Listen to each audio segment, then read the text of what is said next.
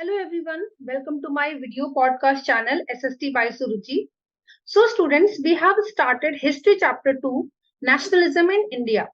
In the previous video, we have already finished part 1 of the chapter in detail. If you have still not watched the previous video, you can check it out. Today we are going to discuss part 2 of the same chapter. So the bullet points of this class are non-cooperation and Khilafat movement, the movement in towns. The movement meant different things to different people. Meaning of movement for middle class. The effects of non-cooperation on the economic front. How the movement slowed down. Rebellion in countryside. Events in Awadh. Tribal participation in the movement. About Alluri Sitaram Raju. Swaraj in the plantation area. The Inland Immigration Act of 1859. So students, today we are going to cover these many topics. So let's continue with the chapter. You all are requested to take your NCERT book, a highlighter or a pencil, and let's continue the discussion. So students, is the second part. We are going to start this with non cooperation खिलाफत movement. मैंने आपको पहले की discussion में पहले part में बताया था कि किस तरह से गांधी जी ने अपने नॉन कॉपरेशन मूवमेंट को खिलाफत मूवमेंट से जोड़ दिया था और उसके पीछे उनकी जिसे कहते हैं ना मंशा क्या थी, क्यों उन्होंने खिलाफत मूवमेंट को ज्वाइन किया था. मैंने आपको बताया क्योंकि वो हिंदू मुस्लिम यूनिटी को प्रायोरिटी दे रहे थे और वो मस्ट था उस टाइम के लिए. ठीक है. So non-cooperation Khilafat movement began in January 1921. Various social groups participated in this movement, each with its own specific aspiration. All of them responded to the call of Swaraj, but the term meant different things to different people. बड़े मजे की बात थी कि जिस time ये movement Gandhi ji ने बिल्कुल निस्वार्थ होकर के लॉन्च किया था ताकि कंट्री को बेटरमेंट मिल सके, एक तरह से कह लिया जाए कि फ्रीडम मिल सके ब्रिटिश रूल से, उस समय गांधी जी के मूवमेंट को सपोर्ट करने वाले लोगों के लिए उस मूवमेंट का मीनिंग अलग अलग था. ठीक है. तो यही हम लोग पढ़ने जा रहे हैं कि मिडिल क्लास ने अगर पार्टिसिपेट किया तो वो क्या चाहता था उस मूवमेंट से, क्या, क्योंकि ना सबका मोटिव मूवमेंट को ज्वाइन करने का आजादी पाना नहीं था. कह सकते हो सब लोगों को उस सिचुएशनल सक्सेस चाहिए थी, है ना. कोई बहुत बड़ा पर्सपेक्टिव लेके नहीं सोच रहा था कि देश को आजाद कराना, नहीं. सबको लगता था कि मूवमेंट हो रहा है तो छोटे मोटे जो हमारी प्रॉब्लम्स है या अभी की सिचुएशन में जो बड़ी प्रॉब्लम है उसको सॉल्व कर लो, the situation will be sorted. ठीक है. तो यही हम पढ़ने जा रहे हैं कि रिस्पॉन्ड तो सबने किया गांधी जी के स्वराज का जो ये मूवमेंट था, नॉन कॉपरेशन एंड खिलाफत, मगर सबका अपना अपना इरादा अलग अलग था. डिफरेंट पीपल के लिए उनके लिए मूवमेंट का मतलब अलग था. ठीक है. तो ये पढ़ने जा रहे हैं हम लोग. बहुत इंटरेस्टिंग टॉपिक है अगर आप इसको ध्यान से पढ़ो और समझो. ठीक है. 2.1 the movement in the towns. ज्यादातर टाउन्स में रहने वाले जो मिडिल क्लास लोग थे शहर के, उन्होंने ही पार्टिसिपेट किया. ठीक है. और उनका पार्टिसिपेशन कैसा था इन सारे मूवमेंट्स में, ये हम लोग बार बार पढ़ भी चुके हैं और आगे अभी भी पढ़ रहे हैं. Thousands of students left government-controlled schools and colleges. Headmasters and teachers resigned, and lawyers gave up their legal practices. Gandhi ji के मूवमेंट को सपोर्ट करने के लिए स्टूडेंट्स से लेकर के टीचर्स से लेकर के लॉयर्स तक सबने, जो भी ब्रिटिश मतलब ऑफिसेज में काम कर रहे थे, ब्रिटिश स्कूलों में पढ़ रहे थे, ठीक है, उन सब ने उन सारी चीजों को छोड़ दिया. मतलब एक तरह से जॉब छोड़ दी, पढ़ाई छोड़ दी. The council elections were boycotted in most provinces except Madras. अब ये बड़ा इंपॉर्टेंट है. देखो मैंने अलग तरीके से इसको हाईलाइट कर रखा है, इसको समझिएगा मैंने क्यों किया है. ठीक है. इसी बाइकॉट में ये जो ऊपर लाइन पड़ी है ना पर्पल वाली, इसका मतलब है ये सारे लोगों ने बाइकॉट किया. स्टूडेंट्स ने स्कूल बाइकॉट किया, टीचर्स ने स्कूल पढ़ाने से बाइकॉट किया, लॉयर्स ने लीगल प्रैक्टिसेस बाइकॉट कर दी. तो उस समय एक डिसीजन ये भी हुआ था कि सब लोग गवर्नमेंट की तरफ से होने वाले इलेक्शंस को भी बाइकआउट करें, काउंसिल इलेक्शन को बाइकआउट करें. ठीक है. लगभग सभी ने बाइकआउट किया ब्रिटिशर्स के काउंसिल इलेक्शन को, एक्सेप्ट मद्रास. मद्रास ने इसको बाइकआउट नहीं किया. उन्होंने कहा इस बार तो हम जरूर पार्टिसिपेट करेंगे. क्यों उन्होंने किया? क्योंकि मद्रास में एक जस्टिस पार्टी थी, ये याद रखिएगा, हाईलाइट मैंने इसीलिए कर रखा है इसे। मद्रास की जस्टिस पार्टी, जो कि पार्टी ऑफ नॉन ब्राह्मण्स थी, यानी कि ये एक ऐसी पॉलिटिकल पार्टी थी जिसको नॉन ब्राह्मण्स ने मिलकर बनाया था, इसका नाम था जस्टिस पार्टी। और इनको ऐसा लगा, felt that entering the council was one way of gaining some power, something that usually only Brahmins had access to।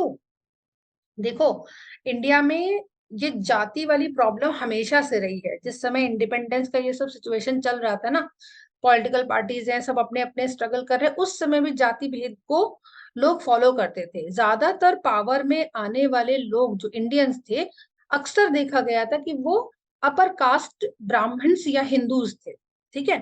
तो नॉन ब्राह्मण जो लोग थे या लोअर कास्ट थे, उन लोगों को अक्सर पावर में आने का मौका नहीं मिलता था।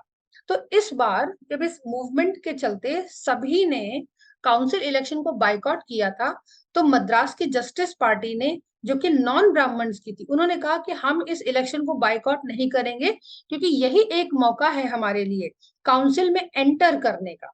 और काउंसिल में एंटर करने का क्या मतलब था? Have some power, gaining some power. Council में हम, जब और कोई पार्टिसिपेट नहीं कर रहा है, हम ही पार्टिसिपेट करेंगे तो हम जीतेंगे, हम जीतेंगे तो हमें मिलेगा थोड़ा सा पावर। तो अक्सर वो पावर हमेशा ब्राह्मण्स को ही मिलता था। तो इस बार वो पार्टिसिपेट नहीं करेंगे, हम पार्टिसिपेट करेंगे तो हमें पावर गेन करने का मौका मिलेगा। This was the only reason why this Justice Party never boycotted council elections. ठीक है, तो इसको याद रखिएगा, ये इंपॉर्टेंट है। सेकेंड पैराग्राफ देखते हैं। ये पैराग्राफ, जैसे मैंने बुलेट पॉइंट्स में बताया, किस बात को डील कर रहा है कि जो नॉन कॉपरेशन खिलाफत मूवमेंट था, इसका इकोनॉमी पर क्या असर पड़ा। ठीक है, क्या क्या ब्रिटिशर्स की नींवें, जड़ें हिला देने का कुछ हिम्मत थी इस मूवमेंट में। तो देखते हैं इकोनॉमी पर क्या असर पड़ा। पर मोर ड्रामेटिक, बहुत ड्रामेटिक असर पड़ा। क्या था? फॉरेन गुड्स पर बाइकॉटेड। बताइए आपको, फॉरेन गुड्स बाइकॉट किए जा रहे थे। लिकर शॉप पिकेटेड, जितनी भी लिकर शॉप्स थी, अल्कोहल की शॉप्स थी, लोग वहां पे धरने दे रहे थे, प्रदर्शन कर रहे थे कि इन सबको बंद किया जाए, इससे सोसाइटी खराब होती है। तो लिकर के बिजनेस पर भी एक तरह से तलवार लटक गई। And foreign clothes burn in huge bone fire, विदेशी कपड़ों को भी जलाया जा रहा था। The import of foreign clothes halved, halved मतलब आधा हो गया।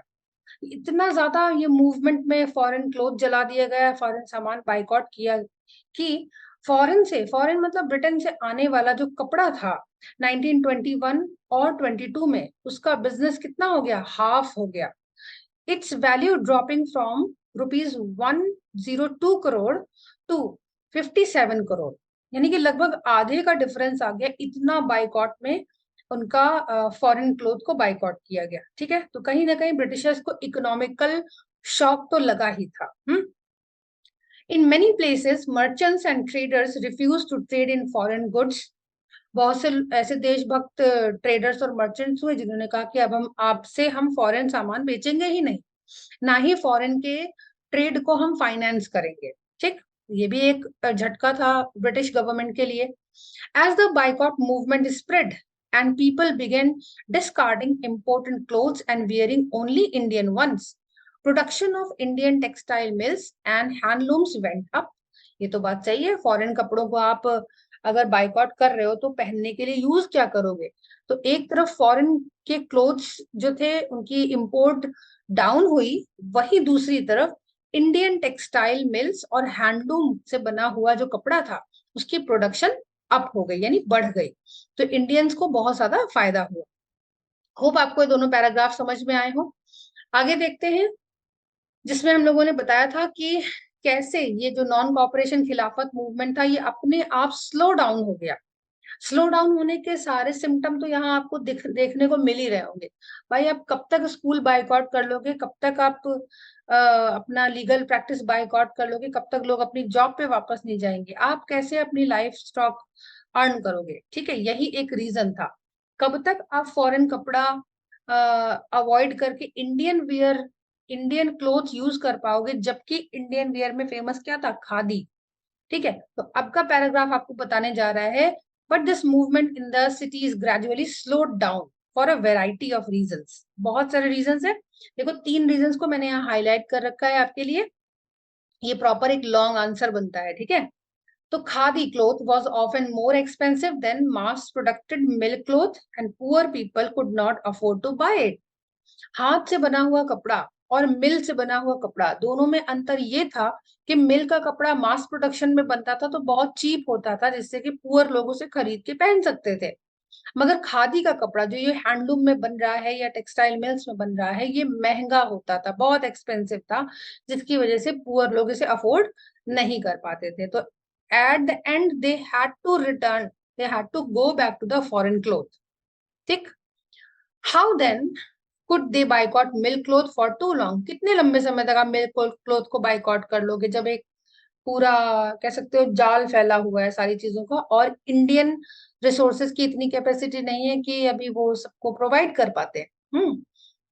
Similarly the boycott of British institution posed a problem. British institution को आपने बाइकॉट तो कर दिया, मगर क्या उसका कोई सब्स्टिट्यूट, इंडियन इंस्टीट्यूशन अल्टरनेटिव था हमारे पास जहाँ पे स्टूडेंट जाके पढ़ सके, या जहाँ पे लोग जिन्होंने नौकरी छोड़ी है ब्रिटिश इंस्टीट्यूशन में उनको वहां जॉब मिल सके? क्या कोई अल्टरनेटिव था? ऑप्शन हमारे पास नहीं था।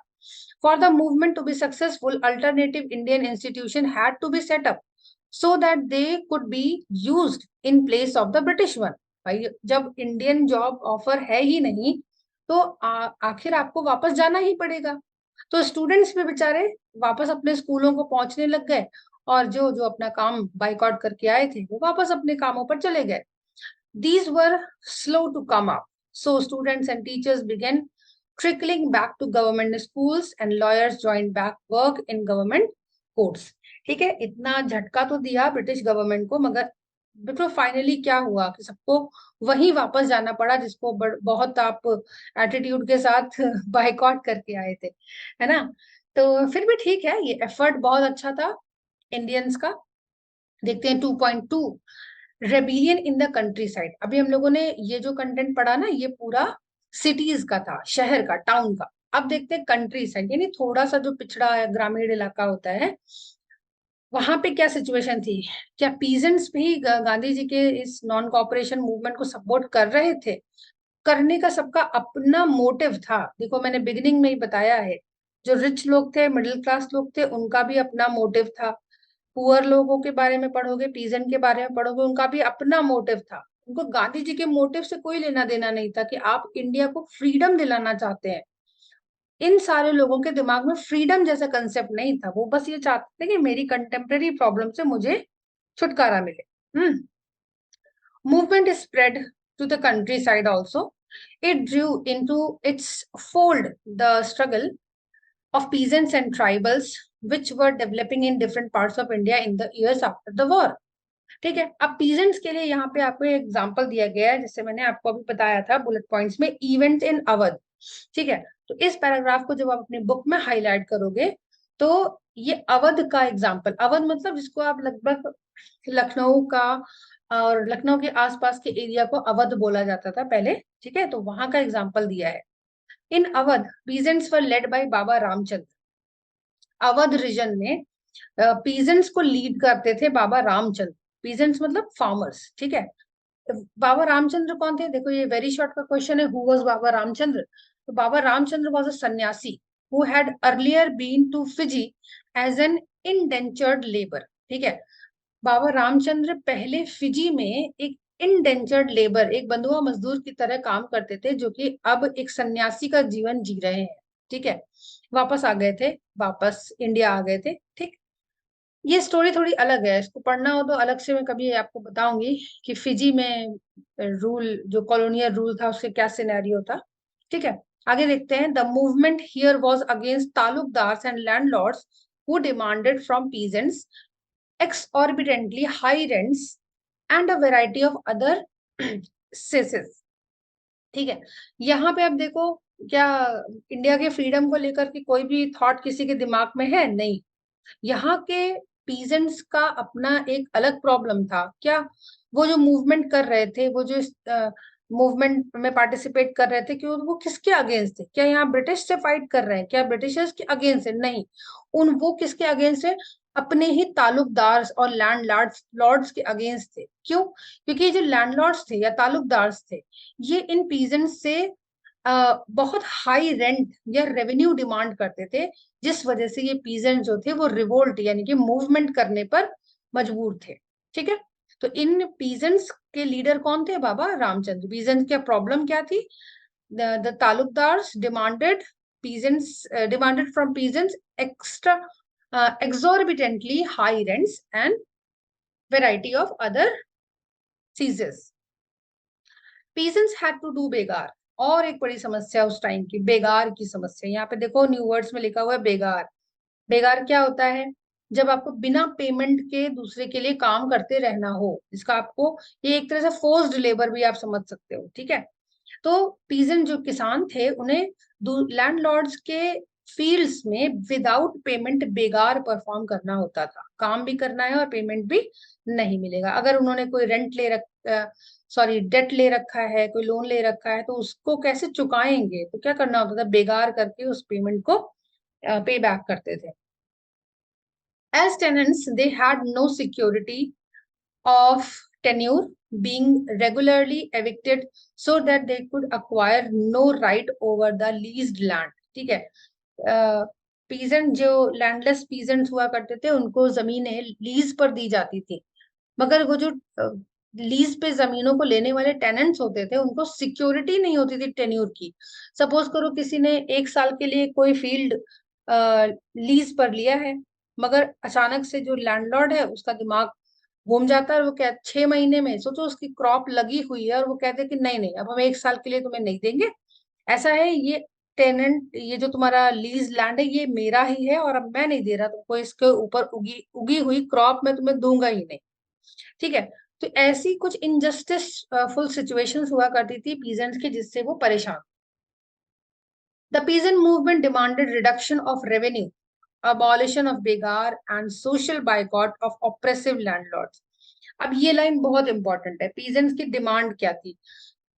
गांधी जी के मूवमेंट में सपोर्ट कर रहे हैं, देखो, और इनकी मोटिव अलग है और इनकी डिमांड अलग है।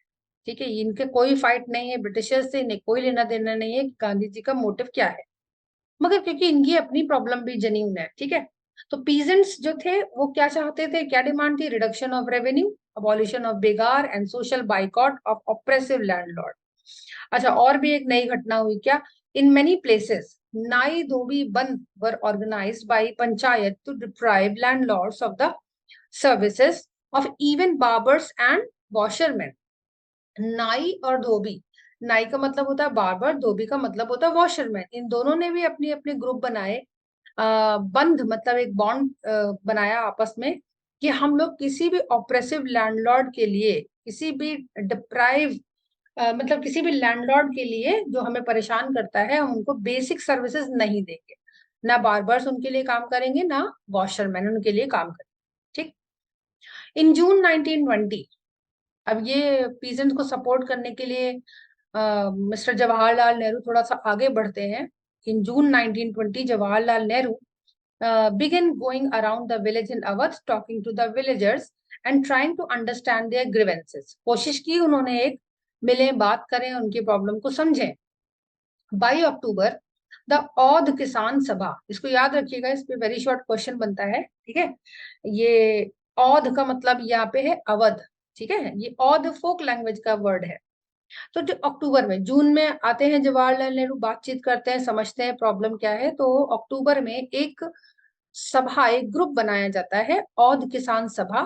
Was setup headed by Jawaharlal Nehru, Baba Ramchandra and few others. एक सभा बनती है जिसके हेड होते हैं जवाहरलाल नेहरू, बाबा रामचंद्र और दूसरे और भी कुछ local leaders. With in a month, अब ये जो सभा बन गई ना अक्टूबर में, तो 1 महीने के अंदर इस सभा की 300 ब्रांचेस अलग अलग गांवों में, अलग अलग रीजन्स में बन गई। So when the non cooperation movement begin the following year, अगले साल जैसे ही नॉन कॉपरेशन मूवमेंट शुरू हुआ, the effort of the Congress was to integrate the Awadh peasants struggling into the wider struggle. कोशिश ये करी गई कि इन सारे किसानों को यूनाइट किया जाए ताकि ये जो गांधी जी का मूवमेंट है थोड़ा और पावरफुल हो, थोड़ा और वाइड हो जाए। The peasant movement, however, developed in form that the Congress leaders was unhappy with. मगर हो इसका उल्टा गया. क्या हुआ? पीजेंट मूवमेंट ने एक ऐसा टर्न ले लिया जिससे कि सारा कांग्रेस और सारे लोग बड़े अनहैप्पी हो गए, बट डिससेटिस्फाई हो गए. अब होना क्या शुरू हुआ देखते हैं. As the movement spread in 1921, the houses of talukdars and merchants were attacked, bazaars were looted, and grain hoards were taken over. ये peasants ने क्या करना शुरू कर दिया कि जैसे ही ये मूवमेंट स्टार्ट हुआ ना गांधी जी का, तो 1921 में उन्होंने जो तालुकदार्स थे, मर्चेंट्स थे, उनके ऊपर अटैक करना शुरू कर दिया. बाजारों को लूटा, अनाज को लूटा, जो भी इकट्ठा अनाज रखा था वो लूटा. ठीक है. इन many places local leaders told peasants that Mahatma Gandhi had declared that no tax were to be paid and land was to be redistributed among the poor. अब ये एक तरह से सच्ची बात को झूठे में रैप करके किसी ने र्यूमर की तरह स्प्रेड कर दी. लोकल लीडर्स ने ये बताया कि गांधी जी कह रहे हैं कि कोई भी टैक्स किसी को नहीं देना है और जो लैंड्स होंगे वो रिडिस्ट्रीब्यूट किए जाएंगे पुअर लोगों को. ठीक है. बात में सच्चाई भी थी, मगर ऐसी सच्चाई नहीं थी कि आप तालुकदार और मर्चेंट्स को अटैक कर दो, बाजारों को लूट लो. गांधी जी कम से कम ये तो नहीं चाहते थे, है ना. तो उस जो मूवमेंट की जो वेव थी, उस वेव का गलत तरीके से इस्तेमाल किया गया था इस टाइम पे. ठीक है. वही लाइन लास्ट में देखिए लिखी हुई है, the name of the Mahatma was being invoked to sanction all action and aspiration. मतलब महात्मा गांधी के नाम का बिल फाड़ दिया गया कि ये तो सब उन्होंने ही कहा है, इसीलिए ये सब हमें करना है. ठीक है. सारे एक्शन और सारे एस्पिरेशंस उन्हीं के नाम पर कर दिए गए. ठीक है. तो एक छोटा सा ये इंसिडेंट यहाँ पे भी दिया हुआ है, आप पढ़ सकते हैं इसे. इसमें क्वेश्चन नहीं आता है, बट हाँ इन्फॉर्मेशन के लिए आप पढ़ सकते हैं. तो स्टूडेंट्स, ये जो टॉपिक अब हम लोग शुरू करने जा रहे हैं ये है tribal participation in the movement. देखो हम लोगों ने सिटीज के बारे में पढ़ा, बहुत 3 अच्छे पैराग्राफ पढ़े. फिर हम लोगों ने अभी पीजेंट्स के बारे में पढ़ा कंट्री साइड पीजेंट, अवध का एग्जाम्पल पढ़ा, बाबा रामचंद्र के बारे में पढ़ा. अब हम लोग पढ़ने जा रहे हैं ट्राइबल लोगों ने इस मूवमेंट में कैसे पार्टिसिपेट किया. इसमें एक इंटरेस्टिंग कैरेक्टर आने वाले हैं, अलूरी सीताराम राजू. ठीक है. ये दोनों पॉइंट अच्छे से पढ़िएगा, टॉपिक्स आपको बढ़िया से समझ में आ जाएगा. चलिए आगे बढ़ते हैं. Tribal peasants interpreted the message of Mahatma Gandhi and the idea of Swaraj in yet another way. एक तो ये बड़ी समस्या थी, सबका अपना अपना पर्सपेक्टिव था गांधी जी के मैसेज को लेने का. ठीक है. In the Gudem Hills of Andhra Pradesh, for instance, a militant guerrilla movement spread in the early 1920s, not a form of struggle that the Congress could approve. ठीक है. यानी कि गुडेम हिल्स आंध्र प्रदेश की, यहाँ पे एक गुरिल्ला मूवमेंट शुरू हुआ, मिलिटेंट गुरिल्ला मूवमेंट. ये यहाँ के जो आदिवासी थे ना, जो ये ट्राइबल्स थे, उन्होंने अर्ली 1920s में ये ब्रिटिश के अगेंस्ट शुरू किया था. अब इस मूवमेंट का, ये जो गुरिल्ला वॉरफेयर है ना, ये गुरिल्ला मूवमेंट है, इसका देश की आजादी से कोई मतलब नहीं है. ठीक है. वही बात अभी आगे आपको बताई जाएगी कि ये लोग ब्रिटिशर्स से झगड़ते थे, भिड़ जाते थे, तो क्यों, उनका पीछे का रीजन क्या था. As in other forest regions, the colonial government had closed large forest areas, preventing people from entering the forest to graze their cattle or to collect fuel wood and fruits. This enraged the hill people. ठीक है. तो movement से पहले भी लगभग guerrilla movement यहाँ पे चलता ही रहता था बीच बीच में, क्योंकि यहाँ के जो लोग थे, ट्राइबल कम्युनिटी के जो लोग थे, ये कॉलोनियल रूलर्स से, गवर्नमेंट से बहुत ही नाराज थे. क्यों नाराज थे? क्योंकि कॉलोनियल गवर्नमेंट ने बड़े फॉरेस्ट एरिया को अपने कब्जे में ले लिया था, और इन्हीं ट्राइबल्स जो कि इसी जंगल में रहते थे, उन्हें ही जंगल के एरिया में एंटर करने से मना कर दिया. ना ही वो अपने कैटल्स को वहां पे ग्रेजिंग के लिए ले जा सकते थे, ना ही वहां से अपने फ्यूल वुड ले सकते थे, ना ही फ्रूट्स ले सकते थे, ना ही कोई जरूरत का सामान. तो जिस वजह से ट्राइबल पीपल कॉलोनियल गवर्नमेंट से नाराज हो गए थे, और नाराज होने वाली बात भी है. ठीक है. ट्राइबल्स उसी जंगल के रहने वाले लोग हैं, वो जंगलों को प्रोटेक्ट भी करते थे, वहां रहते भी थे. पर ब्रिटिशर्स का प्रॉब्लम एक था, जो आपने शायद 8th क्लास में पढ़ा होगा, याद भी होगा, क्योंकि ब्रिटिशर्स को जंगल की जमीन से टैक्स नहीं मिलता था, इसलिए उन्होंने सारे फॉरेस्ट एरिया को कैप्चर करना धीरे धीरे शुरू किया था। इसीलिए ट्राइबल एरियाज में भी मूवमेंट और रिवोल्ट शुरू हो गए थे। तो देखते हैं आगे क्या हुआ।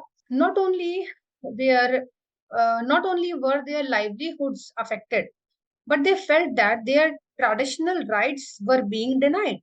हाँ बिल्कुल, उनके ट्रेडिशनल राइट, क्योंकि उनका तो जन्म ही उन्हीं फॉरेस्ट में हुआ है, उनका तो घर ही वही है। तो अगर उनको उनके जंगलों से आप अलग कर देंगे तो कहीं ना कहीं आप उनका राइट जो है वो किल कर रहे हैं, डिनाई कर रहे हैं। ठीक है, तो इस बारे में वो बहुत नाराज रहते थे गवर्नमेंट से। When the government began forcing them to contribute begar for road building, the hill people revolt. ठीक है, तो जब भी ब्रिटिश गवर्नमेंट ने उनको फोर्स किया कि अगर आपको जंगल में रहना है तो बेगार करना पड़ेगा। बेगार मतलब मैंने आपको बताया है ना, काम भी करना है और पेमेंट भी कुछ नहीं मिलेगा। ठीक है, उन्होंने कहा जंगलों में रोड बन रही है जो आसपास एरियाज में, वहां पे आपको बेगार करना पड़ेगा अगर आपको इसी फॉरेस्ट में रहना है तो। इस कंडीशन पर हिल पीपल, जो फॉरेस्ट पीपल थे, इन्होंने रिवोल्ट किया था। The person who came to lead them, जो पर्सन उस रिवोल्ट को लीड कर रहा था लोगों को, वॉज एन इंटरेस्टिंग फिगर। बहुत ही इंटरेस्टिंग बंदा था। ये कौन थे? Alluri Sitaram Raju claimed that he had a variety of special powers. वो पर्सन कौन था? अलूरी सीताराम राजू। और ऐसा माना जाता था उनके बारे में कि उनके पास बहुत स्पेशल पावर्स थी। क्या थी? He could make correct astrological predictions and heal people. ऐसा वो खुद कहते थे, ये लोग मानते थे कि वो एस्ट्रोलॉजी के प्रिडिक्शंस कर सकते हैं, वो लोगों को हील कर सकते हैं। कोई अगर किसी को परेशानी है, चोट है, बीमारी है, तो वो उसको ठीक कर सकते थे। And he could survive even bullet shots, और अगर उनको बुलेट शॉट भी लग जाए तो भी वो मरेंगे नहीं, ऐसा लोग मानते थे। Captivated by Raju, the rebels proclaimed that he was an incarnation of God. जो राजू के फैन थे कह सकते हो आप, बहुत पसंद करते थे, उनकी हर बात मानते थे, उनके लिए तो राजू जो थे वो इनकारनेशन ऑफ गॉड थे। यानी कि वो मानते थे लोग कि राजू जो है, अलूरी सीताराम राजू, भगवान का अवतार है। Raju talk of the greatness of Mahatma Gandhi. Raju खुद महात्मा गांधी को पसंद करते थे, उनकी चीजों को फॉलो करते थे। said he was inspired by the non cooperation movement, और वो कहते थे नॉन कॉपरेशन मूवमेंट अच्छा है और मुझे भी इसमें पार्टिसिपेट करना है, हम सबको करना चाहिए। And persuaded people to wear khadi, लोगों को मोटिवेट किया कि खादी के कपड़े पहनो। गिव अप ड्रिंकिंग, यानी अल्कोहल का यूज बंद करें। But at the same time he asserted that India could be liberated only by use of force, not non-violence. Gandhi ji की एक बात से वो सहमत नहीं थे, यानी कि गांधी जी कहते थे नॉन वायलेंस सपोर्ट करो, वो कहते थे कि इंडिया तब तक आजाद नहीं हो सकता जब तक आप फोर्स का इस्तेमाल नहीं करेंगे। यानी कि गांधी जी को पूरी तरह से फॉलो करते थे, बट उनके नॉन वायलेंस के कंसेप्ट से वो अग्री नहीं करते थे। The Gudem rebels attacked police stations, attempted to kill British officials and carried on guerrilla warfare for achieving swaraj. उन्होंने अपने एरिया में स्वराज हासिल करने के लिए गुरिल्ला वॉरफेयर का इस्तेमाल किया, ब्रिटिश ऑफिशियल्स को मारा, पुलिस स्टेशन अटैक किया। तो अब आप समझ ही सकते हो इसके बाद क्या होने वाला है। Raju was captured and executed in 1924 and over time became a folk hero. तो राजू इस तरह से पकड़े गए, एग्जीक्यूट कर दिया गया 1924 में, और राजू कहानियों में एक हीरो बन के रह गए। अब हम लोग जो टॉपिक पढ़ने जा रहे हैं 2.3, Swaraj in the plantation. Plantation areas. अब प्लांटेशन एरियाज में आपको बताऊं, प्लांटेशन क्रॉप्स जो भी होती है, T, coffee, bananas and rubber, ठीक है, इन प्लांटेशन एरियाज पर लोगों को फोर्स्ड वर्क कराया जाता था। ठीक है, तो उन एरियाज में गांधी जी के मूवमेंट का क्या इम्पैक्ट था देखते हैं। Workers too had their own understanding of Mahatma Gandhi and the notion of swaraj. Workers की अपनी अलग अंडरस्टैंडिंग थी महात्मा गांधी को लेकर, उनके स्वराज के कंसेप्ट को लेकर। For plantation workers in Assam, freedom meant, अब जो असम के प्लांटेशन वर्कर्स थे, एक एग्जांपल दिया गया है असम का, ठीक है, असम के जो प्लांटेशन वर्कर्स थे उनके लिए आजादी का मतलब क्या था? क्या था? Right to move freely in and out of the confined space in which they were enclosed, and it meant retaining a link with the village from which they had come. वो लोग बस इतना चाहते थे कि हमें कहीं भी आने और जाने की आजादी मिले, कम से कम जिस जगह वो काम कर रहे हैं वहां से अपने घर, अपने गांव आने जाने का एक लिंक बन जाए, ये फ्रीडम उनको मिल जाए। बस उनके लिए फ्रीडम का इतना ही मतलब था। अब आप देखो ना कितनी नैरो सोच कर दी थी ब्रिटिशर्स ने इंडियंस की, है ना, कि हम ब्रॉड पर्सपेक्टिव में देख ही नहीं पाते थे। जो लोग ब्रॉड पर्सपेक्टिव में फ्रीडम को देखते थे उनको लोग समझने वाले लोग कम थे। देखते हैं क्या हुआ। अब ये प्लांटेशन वर्कर्स के ऊपर फ्रीडम ऑफ मूवमेंट का ये जो कह सकते हो एक मतलब एक प्रेशर था ना कि आप एक बिना परमिशन कहीं आ जा नहीं सकते हो, वो कैसे इम्प्लीमेंट हुआ था। ठीक है, तो अब हम लोग पढ़ने जा रहे हैं इनलैंड इमिग्रेशन एक्ट ऑफ 1859। ये शॉर्ट नोट में आता है इसलिए मैंने अलग अलग आपको हाईलाइट करके दिया हुआ है। ठीक है, तो इस एक्ट में plantation workers were not permitted to leave the tea gardens without permission, and in fact they were rarely given such permission। यानी कि एक्ट के मुताबिक प्लांटेशन वर्कर्स बिना परमिशन टी गार्डन्स को छोड़ के कहीं नहीं जा सकते थे, और परमिशन उनको शायद ही कभी मिलती थी। ठीक है, तो आप समझ लीजिए आप वहां जहाँ काम कर रहे हैं आप वहीं के हो गए, कभी वहां से आप कहीं भी जा नहीं सकते क्योंकि परमिशन नहीं मिलेगी। जिन्होंने वहां से जाने की कोशिश भी करी गई वो पकड़े गए और उनकी बुरी तरह से पिटाइयां हुई। ठीक है, चोटें लगी, उनको पकड़ा गया। व्हेन दे हर्ड, जब इन प्लांटेशन वर्कर्स ने नॉन कॉपरेशन मूवमेंट के बारे में सुना, thousands of workers defied the authorities, left the plantations and headed home। अब उन्होंने क्या किया, इस मूवमेंट के बारे में सुना तो उन्होंने विरोध में क्या किया, जो वहां की अथॉरिटीज थी प्लांटेशन एरिया की, उनको बिल्कुल डिनाई कर दिया और अपने अपने घरों को भाग गए, छोड़ के प्लांटेशन एरिया अपने अपने घरों को चल दिए। They believed that Gandhi Raj was coming and everyone would be given land in their own villages। उनको ऐसा लगता था गांधी जी का जो राज है जब आएगा, गांधी जी रूल करेंगे, गांधी राज में सबके अपने पास अपने अपनी जमीनें होंगी। क्या ये इतना सरल था कि आपने एक कोई इंफॉर्मेशन सुनी और अचानक से आपने इतना बड़ा कदम उठा लिया और अचानक से आपको लगने लगा कि अब सब कुछ सही हो जाने वाला है? यही मेच्योरिटी का जो कमी होती है ना, ये यही थी। दे however never reach their destination। क्या होगा, यही होना ही था, जो लोग भागे थे वो कभी अपनी डेस्टिनेशन पे पहुंच नहीं पाए। Stranded on the way by a railway and steamer strike, they were caught by the police and brutally beaten। पकड़े गए, मार पिटाई हुई, फिर वापस उन्हीं जगहों पर ले आए गए। ठीक है, तो आज की क्लास का ये लास्ट पैराग्राफ है, इसको पढ़ लेते हैं। The vision of these movements, ये जो सारे मूवमेंट्स, ये जो मूवमेंट हो रहे हैं इनका विजन क्या था, were not defined by the Congress programme. सबसे बड़ी कमी थी कांग्रेस ने कि मूवमेंट को तो लॉन्च कर दिया पर इस मूवमेंट का प्रॉपरली विजन आपने लोगों के सामने नहीं रखा, सबने अपना अपना मीनिंग अलग अलग निकाल दिया। They interpreted the term swaraj in their own ways, है ना, imagining it to be a time when all sufferings and all troubles would be over। मतलब एक तरह से यूटोपिया क्रिएट कर दिया आपने लोगों के दिमाग में कि बस अब स्वराज का मतलब है सब एकदम अच्छा हो जाने वाला है, सबको सबकी प्रॉब्लम से छुटकारा मिल जाएगा, और सबने अपने अपने तरीके से रिएक्ट करना शुरू कर दिया और रिजल्ट बहुत ही बुरा हुआ। Yet when the tribals chanted Gandhiji's name and raised a slogan demanding Swatantra Bharat, they were also emotionally relating to an all Indian agitation।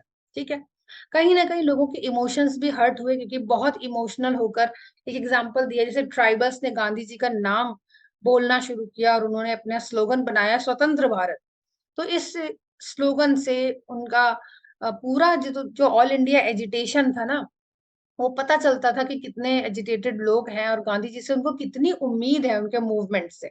तो इमोशन बहुत ज्यादा इन्वेस्ट हो चुका था और इमोशन लोगों का हर्ट भी हुआ। जब भी मूवमेंट सक्सेसफुल नहीं होता था तो उनको फॉलो करने वाले लोगों का इमोशन हर्ट होता था।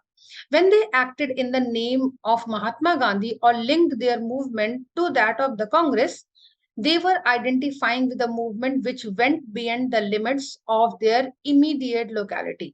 ठीक है, इतने इमोशन में आकर के लोग उस मूवमेंट को सबको सपोर्ट करते थे कि मतलब कैसे मैं आपको समझाऊं कि क्या इमोशन उस समय लोगों के मन में रहता था कि अपने सिचुएशन से कैसे छुटकारा मिले, हम सब कुछ सही भी कर लें और हमारा नुकसान भी ना हो। ठीक है, तो स्टूडेंट्स यहाँ पे हमारा ये चैप्टर मतलब ये पोर्शन अभी कंप्लीट होता है। और ये एक बहुत ही खूबसूरत सी पिक्चर दी हुई है चौरी चौरा इंसिडेंट की, ये भी आगे हम लोग पढ़ेंगे। खूबसूरत तो क्या ही बोलूं, हिस्टोरिकल पिक्चर है। ठीक है, देखिए इसमें क्या लिखा है। At Chauri Chaura in Gorakhpur, peaceful demonstration in a bazaar turn into a violent clash with the police. Hearing of the incident, Mahatma Gandhi called a halt to the non cooperation movement. Non cooperation movement Gandhi ji ने 1922 के चौरी चौरा इंसिडेंट के बाद वापस ले लिया था कि ये मूवमेंट अब आगे नहीं बढ़ेगा। ये जो लोग आपको यहाँ पे दिख रहे हैं, they all are dead bodies died in that in that Chauri Chaura incident. ठीक है, तो होप आपको ये आज का एक्सप्लेनेशन समझ में आया होगा, फ्रूटफुल होगा। थर्ड पोर्शन हम लोग नेक्स्ट क्लास में पढ़ेंगे। ठीक है, तो अभी आप फर्स्ट और सेकंड वीडियो को अच्छे से रिवाइज करिएगा, पढ़िएगा, और चैनल को लाइक करिए, सब्सक्राइब करिए। जिनको पढ़ने की डिटेल में जरूरत है उनके साथ इसे जरूर इसका लिंक शेयर करिए। मेरे एफर्ट को सक्सेसफुल बनाइए ताकि मैं ज्यादा से ज्यादा 10th के स्टूडेंट्स को अच्छी एक्सप्लेनेशन दे सकूं, हिस्ट्री और बाकी सारे जो सब्जेक्ट्स हैं एसएसटी के। ठीक है, thank you for supporting and goodbye, मिलते हैं नेक्स्ट क्लास में।